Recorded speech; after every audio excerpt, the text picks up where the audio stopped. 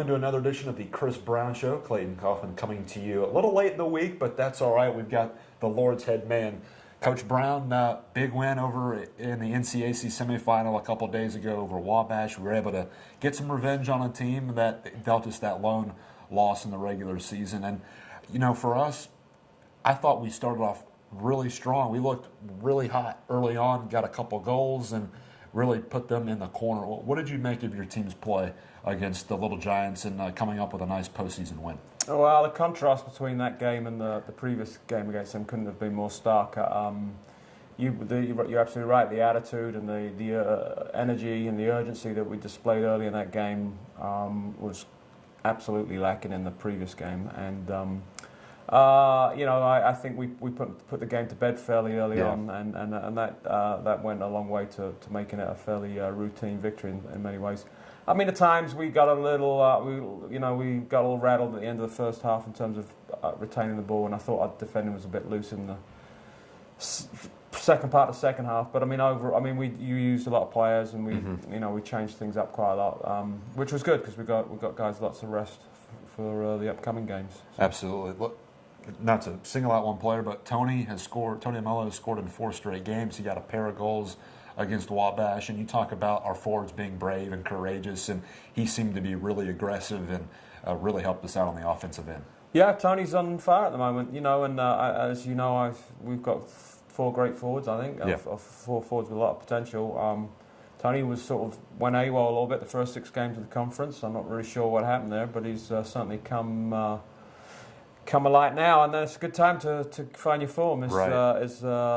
Going into conference playoff times and hopefully the NCAA. So Saturday night, we got to make a quick trip to Delaware and face our arch rival. It's Ohio Wesleyan for the NCAC title, and those guys have historically they've been able to win at their place. But if you look at our team, we're pretty good on the road this year. We've only lost once. Do you like where your team is at going against a really good Battling Bishop squad? Yeah.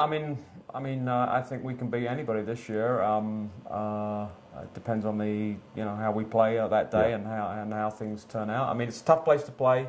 They have a very strong home record. I think they have a fairly big crowd, and for some reason I think that impacts referees. I'm not sure why. But it's a tough place to play, but we've won there before, and we can do it again. I want to mention something to you. We played them in double overtime 2 weeks ago. Is there something you can take out of that match where we could improve upon, or did you like how your team played? Just ended in a 0-0. Yeah, it's a tough game. You go against a very good team. They've kind of revamped their back line. I don't think they were happy with that at the beginning of the season, and they're one of their guys that started up top is now playing centre back, and I've seen them a couple of times through the season. They look a lot more comfortable at the back now, and I think they're an NCAA national championship type participant team. They're a good team, so it's never going to be easy. We've got to create opportunities and take them. I think certain things that we need to do slightly better, but really there's not a whole lot of changes we're going to make. Okay, keys to the game. We're searching for that first NCAC Tournament Championship, and we've got the squad to do it. What are you looking for tomorrow night, and hopefully we can get a win? Well, if we continue to defend well and not concede any goals, and obviously we put ourselves in a great position to win. We got to, I think, take the opportunities that we create for ourselves, and we're going to carve out opportunities against Ohio Wesleyan. So we just need to, when we do, we need to take those moments and make the most of them. So. All right, Coach. Again, that game in Delaware, Ohio. Tomorrow night, 7 o'clock, we'll have live audio on the Kenyon Stretch portal. All you got to do is go to athletics.kenyon.edu, and we'll have a live audio broadcast. And Ohio Wesleyan is also going to they'll have video and statistics that you'll be able to follow. Coach, good luck, and we can't wait to get out there. Now it's time to go out of bounds for a quick moment.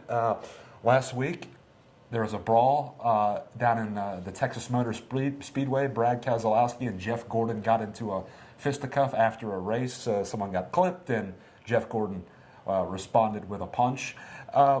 If you were commissioner of a league, what's your punishment for fighting on the athletic field? It's an interesting question because I think there's different sports seem to have a different tolerance level of fighting. So in ice hockey, it seems to be routine and accepted, certainly up to the playoffs.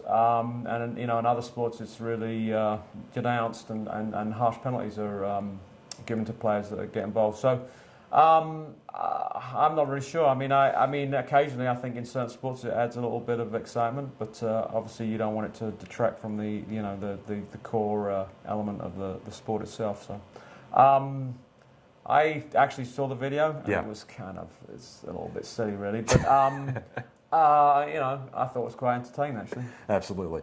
All right. Like we've done the last couple of weeks, what are you on reading-wise?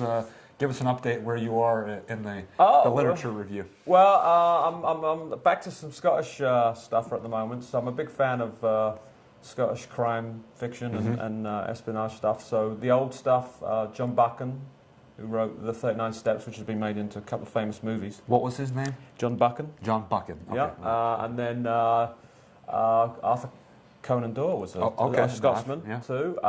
Joseph Tay, who wrote the Daughter of Time, which is a classic. But more recent stuff, I really like Ian Rankin's Rebus series is fantastic.